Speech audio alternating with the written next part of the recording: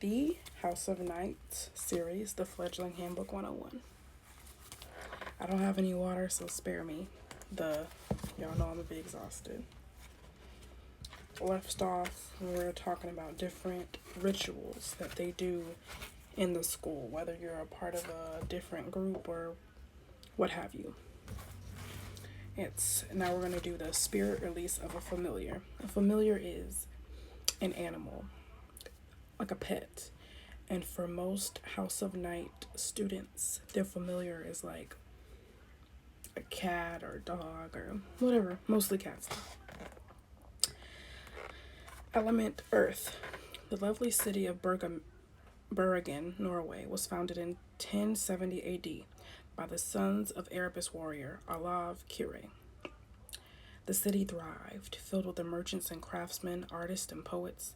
In 1270, a vampire high priest known as Freya was on a scouting mission to discover a site for a new Scandinavian House of Night, over which she would preside. Her first stop was Bergen, known then as it is now as the gateway to the scenic fjords of Norway's west coast. Freya was entranced by the city and instantly fell in love with the strong, majestic mountains that spread around Bergen like an amphitheater to the open sea. As a high priest whose gift from Nyx was an affinity for earth, Freya rarely felt secure so close to any large body of water. But in the 13th century, the best form of trade and travel was by waterways, so it seemed Bergen might be the perfect choice for her new school. But Freya was as wise as she was beautiful. Instead of making such an important decision impulsively, she retreated deep into the Norwegian forests, secluding herself so that she could be surrounded by only the wildness of the land. Freya centered herself, cast a circle, and then prayed earnestly to Nyx, asking that the great goddess send her a sign of Bergen was truly the correct choice for a new House of Night. Immediately, Freya heard a voice echoing through the boughs of the pine trees, saying, "If my forest children accept you, then you have made the right choice, daughter." As the echo faded into the trees, two enormous cats padded out of the forest. Though rarely seen and almost never domesticated, the high priestess recognized that her visitors were forest cats of Scandinavian legend. It is not known exactly what happened between Freya and the cats, whom she named Kaya and Kyara, but over and over again, artists and storytellers have recreated the dramatic scene of the slender, graceful high priestess emerging from the forest, flanked on each side by a majestic Norwegian forest cat. Her hand resting on each of their noble heads, the three seemed one. The local humans cried out in fear that she must have bewitched the beast, but Freya laughed and said, "It is I who have been bewitched by these wondrous creatures and by your delightful city." Human history reports that Freya's open joy, her tawny beauty, which was so extraordinarily complemented the forest cats who had chosen her as their own, and her obvious connection to the land won her over the populace. The humans of Bergen were able to overcome their superstitious natures. They embraced the new House of Night, and it was built with the aid of local craftsmen on a spectacular mountainside location overlooking the city. Freya and her Norwegian forest cats became so popular with the people that the high priest had a special chariot crafted for cats. And she could often... wait, hold on. Let me show you this picture of her first. This is Freya, and those are the two cats. Yeah. Okay. Seen riding through the narrow, winding streets of the city, being drawn by her beloved Kiara and Kaya. The two forest cats lived an unheard of half a century and died within the same hour of each other. They were so loved by everyone at the House of Night and in the city. At the death of the cats, for one of the few times in recorded vampire history, a high priest allowed non-imprinted humans to take part in a major ritual. Spirit release of the familiar. Fledgling, if a cat chooses you as his or her own, you will be richly blessed by your feline's devotion and love. When you lose your feline, as they all must cross over to the goddess's other world much sooner than their vampires, be prepared for your grief, and know that even after death, your feline will still be devoted to you. Thus, it is important to ritualistically say farewell to your feline spirit, so that she will be free of frolic, kitten like, and Nix's meadows, and not be trapped in this world, lonely and incorporable, unable to truly be with you, yet also unable to allow her spirit to depart. The following release of a familiar ritual is based on records of Freya's farewell to Kaya and Kiara. It is heavily influenced by the element earth, which is especially important when releasing a spirit. The vampire should stay well grounded to the earth, but the dead must be ruled by the spirit to be fully released from this realm. Spirit release of a familiar ritual. This ritual is best performed outside in an area as unpopulated by humans as possible, and should take place within 3 days of the feline's death. This is one of the few major rituals that does not have to be performed by a high priestess, but should instead be led by a vampire who has lost his or her feline. To honor the bond between cat and vampire, everyone attending the ritual should bathe and dress in beautiful robes before they come to the circle. On the table in the center of the circle should be representations of the cat, pictures, her favorite toy, an offering of special food she liked, etc., as well as a braided rope of sweetgrass and white sage smudge stick. Inside the circle in front of the earth candle, there should be placed a green bowl filled with cream. After the circle is cast, the vampire leader should light the sweetgrass braid. Walking docile around the table, she should waft the smoking braid around the air, saying, whatever the cat's name is, with equal parts love and sadness, I call you to me one last time. The vampire should continue calling her feline until she feels the cat's spirit presence. At the time it is appropriate for the vampire to pause the ritual and reassure the little cat spirit that she is still greatly beloved and will never be forgotten. These words should be very private, unique to each cat, and though they are not scripted part of the release ritual, they are necessary and important. After the vampire feels she has reassured her cat spirit, she should then light the smudge stick and continue saying, as a child of the goddess, I know that when a being dies, the soul lives on. This dying is the only way of forgetting pain and suffering. That is a pathway to travel back to the goddess, to be renewed and made strong, to rest, and to one day be ready to return to the realm. For it is spoken by the high priestess thus, arrayed in a new body, another mother may someday give birth, so that with stronger limbs and brighter mind, the old soul shall take the road to earth again. But for this belief to be made a reality, you cannot languish here. You must depart this realm to join Nyx in the other world. Oh. The vampire should walk to the northernmost part of the circle, stand with a smudge stick in front of the lighted green earth candle, breathe deeply of the cleansing sage. She should smudge herself from head to toe. And then, using the smoking sage as a wand, the vampire must trace our sacred pentagram in the air before her 3 times as she recites, small friend, I thank you for the years of love and laughter you gave me. Small friend, I will hold your memory in my heart always. Small friend, I ask you now to forget your broken shell and your worries for me. I bid you in the name of Nyx to pass from this realm, to go beyond, to rest, and to enjoy frolicking in the meadow of the goddess. The vampire should then pour the bowl of cream in a circle around each candle, saying, with this offering to the earth and with love and fullness of my memories, I release you and bid merry meet, merry part, and merry meet again. The vampire and those in attendance must then visualize a shining door just outside the northernmost part of the circle. As one, they need to imagine the glowing door opening to reveal a beautiful meadow filled with waving grass and the small, bright spirit of the cat leaping joyfully through the door, which closes softly behind her.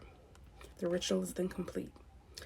Often, one of the vampire's close friends will close the circle, allowing the vampire the opportunity to spend those moments grieving and remembering. The Amazon High Priest and Heracles, breaking an imprint. We all know an imprint is pretty much when a human bonds with a vampire. Element spirit. The Amazon warriors of ancient Asia Minor in what is known today as Turkey have mystified humans for thousands of years.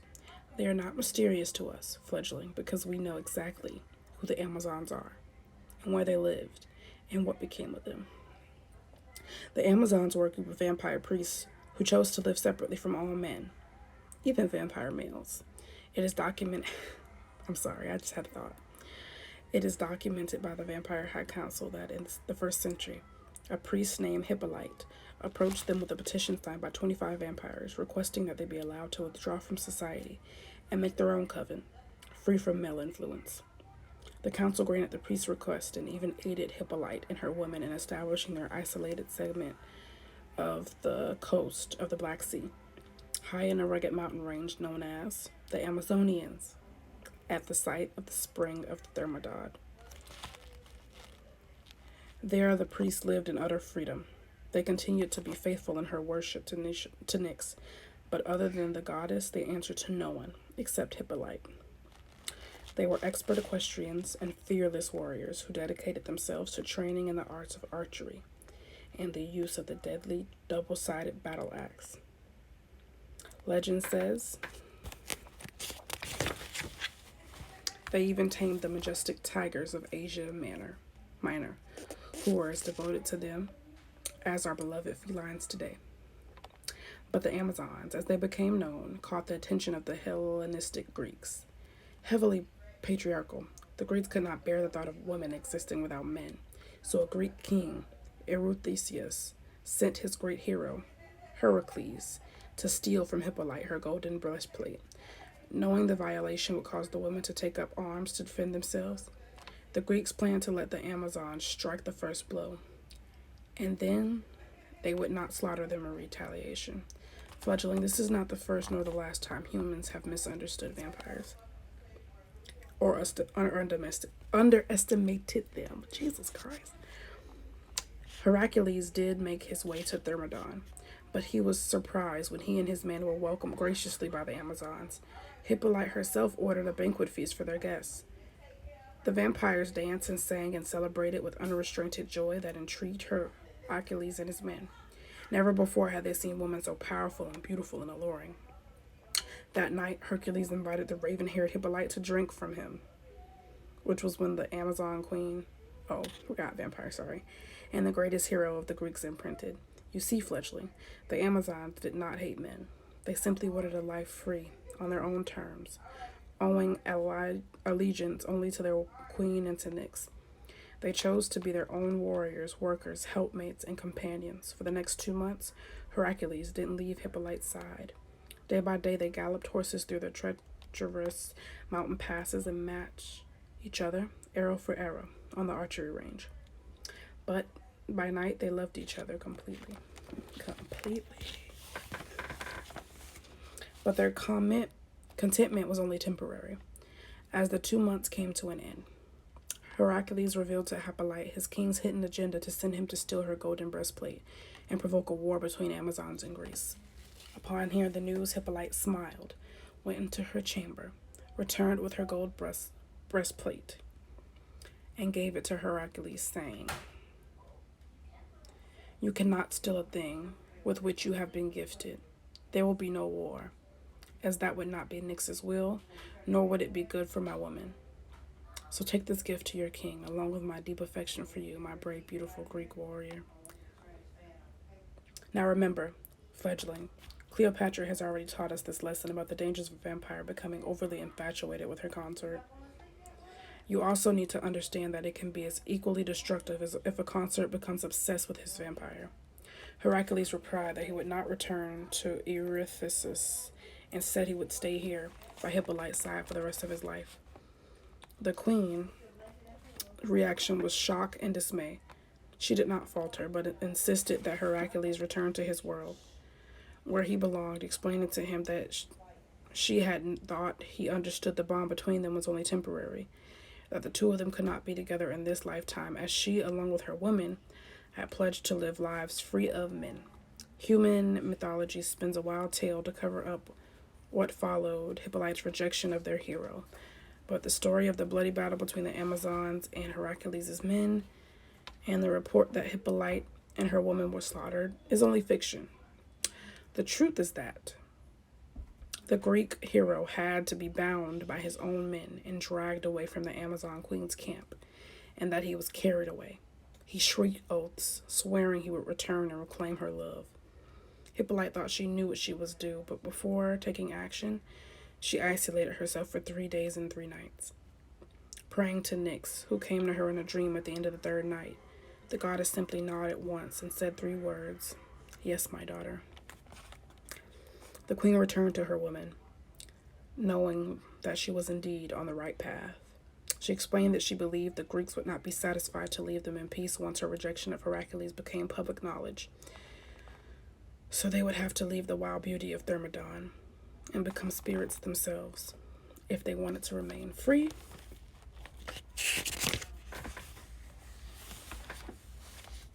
They must disappear into the wilderness of Asia Minor, never to be seen again by human or vampire. Before they left, Hippolyte had to complete 2 tasks. First, she sent an Amazon rider to the High Council so that their story would be told before she severed all contact with Vampire Society.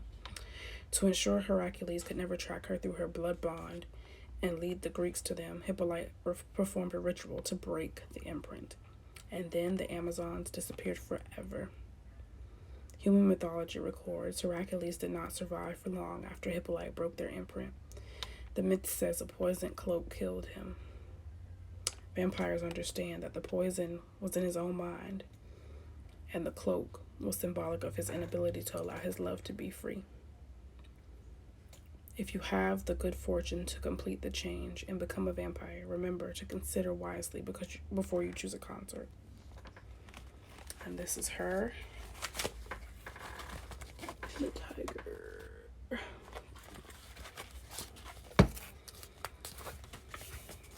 Figure out why I'm stopped real quick, you guys.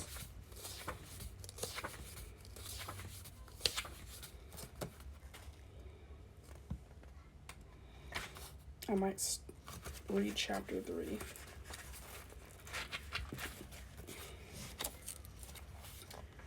Breaking an imprint. Element spirit. Fledgling. Imprints are many things, but they are never simple. Though it is rare for a fledgling to have the ability to imprint, it can happen. Therefore, we cannot impress upon you strongly enough the fact that an imprint is a soul-altering bond.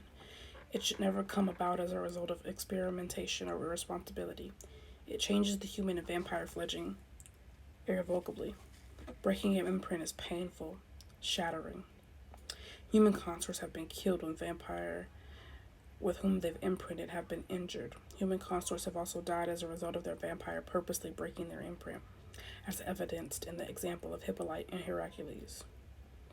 It is unspeakably cruel to subject a consort to a ritual imprint. Breaking for frivolous reasons at the High Council, our vampire high priestess and the governing council at your House of Night will not tolerate such barbarity in their fledglings. All accordingly, the details of this dangerous ritual have been moved to the Fledgling Handbook 401, which is made only available to those fledglings who are at the end of their House of Night journey and in their 6th former. I wonder if they actually have that book. I'll get it and read that too later. As a lesson about consequences, we decided to include your handbook the story of Hippolyte and Heracles, in which the consort died after the vampire willingly severed their imprint, and the Amazon high priest, along with her people, were forced to disappear from our world so completely that only legend and lies remained of their brave, bright culture. This is another part of notes. You can put your first circle experience, possible affinity element, how did you know, first familiar, high priest at your House of Night, vampire professionals and their gifts, anyone unique, strengths that you're recognizing in yourself. Now we're at chapter 3. Chapter 3, Nightkind Elementology. Most of you are already familiar with the human system of Western astrology, where the zodiac sign under which a person is born determines much of his or her personality. In 200 AD, the vampire Ptolemy found validity in this system, though he observed that it wasn't so much the sign under which the person was born, but it was the element that corresponded with the sun sign. At the time he approached the Vampire High Council with a hypothesis stated, if humans are affected at birth by the element of their astrological sign, then it seems a logical assumption that vampires would be similarly affected by the sun, under which they change, and the change from human to vampire is a true rebirth. The High Council was intrigued by Ptolemy's theory and charged him with creating a new system of classification for vampires based more heavily on the elements than on the astrological signs. In 300 AD, after 1 century of observation, Ptolemy presented the Vampire High Council with the night-kind elementology, wherein he assigned an element to correspond with the date of the vampire's change. The attributes of the specific element were what molds and informs the maturing vampire traits. He expanded the human's 4-element astrology system to include their 5th element, spirit. For the select few who complete the change during what he titled the Ascension of Spirit phase, they are ruled predominantly by spirit, but will be influenced by the overlapping element. The following is an introductory version of his sign chart. In it you will find elemental influences dates, a short list of some major character traits, and symbols. After you complete the change, you may delve further into your element of influence. For now, which element do you believe will change you? Okay. Air. If you change between December 1st and February 8th or 28th, you are influenced by air. A vampire influenced by air will tend to be free, freedom-loving, idealistic, unfettered by small thinking, have excellent communication skills, be charming, unselfish, and noble. Fire. If you change between June 1st and August 31st, you are influenced by fire. That's me. A vampire influenced by fire will tend to find it easy to express her inner nature. They are enthusiastic and vibrant and require acknowledgement and approval to experience contentment. Kind of true. Water. If you change between September 1st and November 30th, you are influenced by water. A vampire influenced by water will tend to adapt easily to changing environments. They get things done through the power of their emotional commitment and are gifted with the ability to rechannel negative feelings and experience into constructive activities. Earth. If you change between March 1st and May 31st, you are influenced by Earth. A vampire influenced by Earth will tend to be sensual, pleasure-seeking, well-grounded, emotionally secure, nurturing, and creative. They are goal-setters who love to see their plans come to fruition. Spirit. If you change during any of the following days, spirit influences you, but you will also be affected by whichever element it overlaps. February 1st, 2nd, 3rd, March 20th, 21st, 22nd, April 30th, May 1st and 2nd, June 20th, 21st and 22nd, July 31st, August 1st and 2nd, September 20th, 21 and 22nd, October 30th and 31st, and November 1st. A vampire change during the spirit days will tend to be a charismatic speaker, self-assured, highly intuitive, multi-talented, passionate, and intense. Almost done. Celebrations. These are universally held for houses of night, as vampires travel extensively to renew old ties, enjoy holidays, and maintain close connections with each other. Many houses of night have their own local events as well, so please ask and note to stay current. Primoris Vampira, January 1st, for 3rd formers, means first vampire, and for 1 day, role reversals occur, as new fledglings are allowed privileges given to upperclassmen and professors while they assume the roles of new fledgling. Embolic, February 2nd. Plurimos Delico, February 14th, for 4th formers, means most loved, and all forms of caring are shown to the greatest degree within each house of night. Valentine's Day. Eostra, March 21st. Caritas, Nyx, March 30th, for 5th formers, means Nyx's chariot. It's usually a competition of ancient games. The games vary within each house of night due to geography and weather. Beltane, April 30th. Summer solstice, June 21st.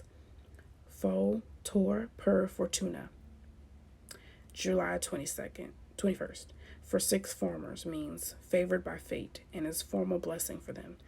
This event ignites human family to join residents of the House of Night as they unite and send combined energies to six formers as their day of change grows near. Mabon, September 21st. Saman, October 31st. Terminus Bellum, October 23rd. A time to acknowledge our history and give thanks to Nyx for the end of the Vampire Wars. Yule, or Winter Solstice, December 21st. Kind of like Christmas, not really. And then chapter 4. Am I going to read this today? No, this is a long chapter. I might finish. Looks like I'm finishing this tomorrow. Jesus Christ. So tomorrow will be chapter 4. And that is a brief introduction to vampire history. But for today, we are done. Thank you for watching.